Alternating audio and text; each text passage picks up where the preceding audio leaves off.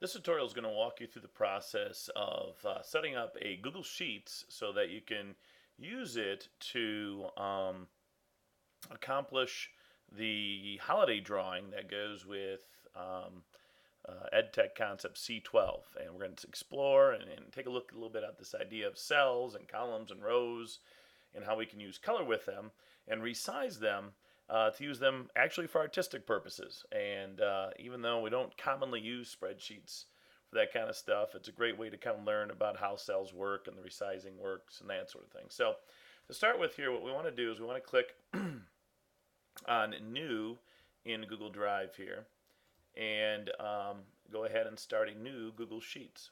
Okay, get that started. Now, what we're trying to accomplish here is to create a spreadsheet that has some sort of picture of a kind of a holiday theme to it. Okay, now you don't have to make one like mine. I'm going to walk you through the steps that I used to get this started. But you certainly don't have to go with mine if you don't want to. If you want to make a Christmas tree, that's great. But you can go with any holiday theme. Maybe you want to make Santa Claus or his sleigh or a snowman or anything that has to do with the holidays or winter or anything like that would be fine.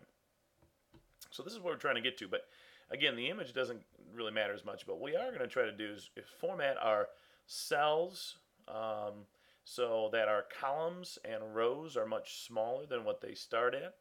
And then we're going to make it so there's only 30 columns going across and 30 rows going down. So we're kind of converting into kind of a digital piece of graph paper, if you will. So let's take a look at this spreadsheet. Now, what we need to do here is, again, we want to go 30 by 30 because that's what my example is. And then also, if you look at the C12 assignment in the rubric checklist area, you notice it tells us to make 30 columns and 30 rows. So that's what we need to start with here. So we'll kind of refer back to this in a second. But if you think about it now, if we take a look at the top here, here's our columns across the top. And you'll notice if we scroll all the way across that there are actually columns labeled A through Z.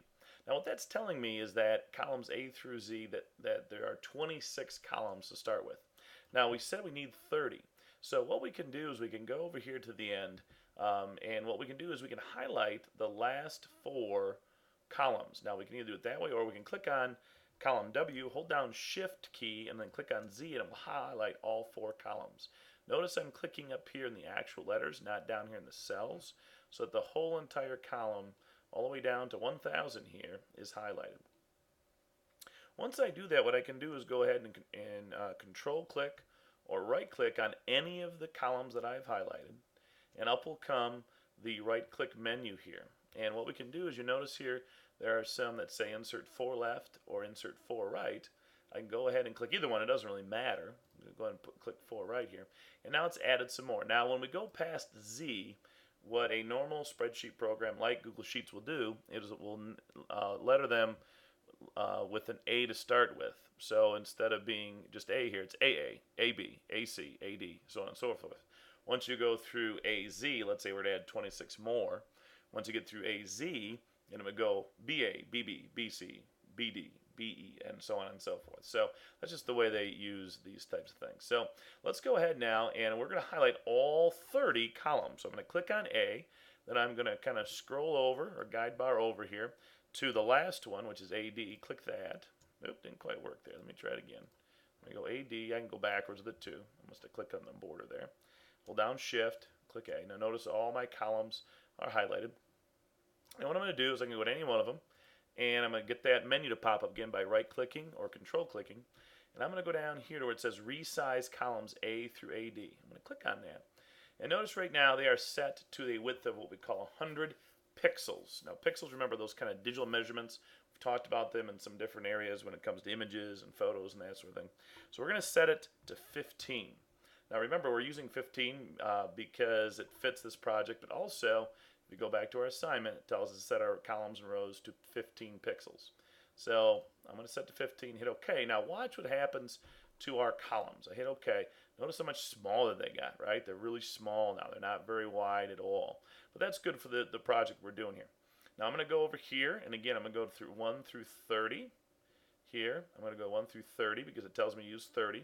It's nice because the rows are in numbers, not letters, and so I can easily keep track of 30. I'm going to highlight them. I can click I'm going to click the first one, and then go down here and hold down Shift and click the last one, so I'll highlight all 30 of them for me. Then I'm going to go over here and right-click or control-click and go change the resize of rows 1 through 30. Notice it's set to 21. We're going to make it 15. Hit OK, and watch how much smaller they got. So they've just barely fit my window here, which is great. Now, for the rest of these that are down here, I could just leave them. I'm going to get rid of them, though. So I'm going to click on 31. Then I'm going to scroll all the way down to the bottom here, which is row 1000. And notice I can add more rows if I want to. But we don't need all these rows, so I'm just going to shift and click on 1000. So I've highlighted all the way from 1000 to 31. And then I'm just going to go ahead and control click or right click on any of the rows again. And I'm going to go to delete rows 31 through 1000. So I'm going to get rid of those. So now all I got is the 30 rows and the 30 columns. Okay? Now I went pretty fast with that. So if you got to go back and kind of try that on your own, make sure you stop the tutorial at certain spots so that you can get this formatted. Okay? You may want to take a moment right now and get your spreadsheet to this point. Now that you have your spreadsheet in with 30 columns and 30 rows and they're set to size 15, we can go ahead and start coloring in some of these boxes. And you kind of think of it just as if you had a marker in your hand. Now what I'm going to do is I'm going to start in the middle. I'm going to kind of demonstrate what I did to make mine for you. But you can do whatever you want. I'm just going to show you some techniques as far as coloring in these cells. So I'm going to go ahead and I'm going to show you how to make, I made my base of my tree. And what I'm going to do is I'm going to start kind of in the middle. Now you can kind of eyeball the middle if you want. I'm going to make row O my middle, kind of my middle, I'm sorry, not row O, my column O, kind of my middle of my paper here, and, or I say paper, the middle of my graphing area, my spreadsheet, and I'm going to kind of work out from there. So I'm going to go 1, 2, 3 this way. Let me try this again. 1, 2, 3 this way. Actually, I'm going to go 4 this way, I guess. I have 5. I don't know what I'm going to do. I'm going to go here, and then I'm going to highlight, or I'm going to click on that cell. I'm going to go over here back to O, and I'm going to click. So that's K, or that's J rather. And then I'm going to go back to O and go 1, 2, 3, 4, 5. Now you can do this however you want. It's really up to you. But kind of getting in the middle for me, I'm just very you know, visually oriented where I got to be right in the center. So what I'm going to do is I'm going to click that first cell, and what I can do is I can color in cells or series of cells. If I just have one cell here, I can color it in, or if I hold down Shift and go back to J, I can highlight a whole bunch of cells. And then up here is where my fill color controls are. Now right now it's set to white, but I'm going to make, if you notice if you remember from my picture, my base was red. So I'm going to make it this dark red color here. And when I do that, it takes all the cells that I highlighted and it makes them that color. So I'm going to go up here again. I'm going to highlight the next row, but I'm going to kind of bring it in by 1 because if you notice I did that here with my example. And again, you can do whatever you want. Actually, I'm making a base that's a little bit bigger, but it doesn't matter. And I want to make it the same color, so make sure I go up to my fill color area here, and I'm going to click that dark red again. And then I'll do it one more time. And this kind of represents the base of my tree, much like you would have at home. Okay. And then I'm going to go ahead here now. Notice what I'm doing. I'm just kind of clicking and dragging to highlight the cells. Make mine 3 across and 3 up. I'm just kind of clicking and dragging on that. And then I'm going to pick a color. Now the one thing I ran into here is that for some reason in their color palette for fill color, there is no brown. So what I can do here is I can go to the custom area here. And notice what I can do. I can kind of change these hues and kind of go up here and see if I can find a brown that I want to use. It really is up to you how you do it. I'm sort of colorblind, so that kind of looks like brown to me, but it may not look brown to you guys. I'm going to click OK and fill that in. Now, the next thing I did here, and again, you don't have to follow my design. You can come up with whatever you want. I'm just kind of showing you how to fill in colors here and stuff. But I'm going to go ahead and just highlight that O column like I talked about before. And I'm going to go very high. I'm going to go up to about 8 here. And what I'm going to do here is I'm going to fill this all in with a color of green. Okay, and I'm going to go with dark green 2 here, I think is what I want to use.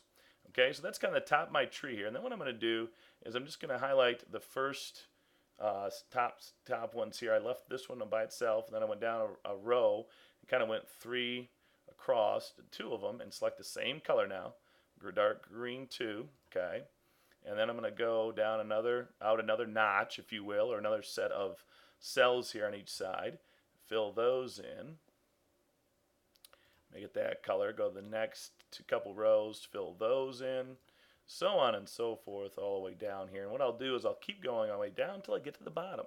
And that's how I formed my tree. Okay. And then for my star, I went here and I just made these gold.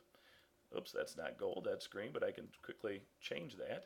And I put a little star at the top, so on and so forth. So you see what I'm doing here. I can select cells, I can change them. When I want to go back and put in ornaments, if I want to, different colors, I can just click on different cells and make them whatever colors I want, so on and so forth. Have some fun with that.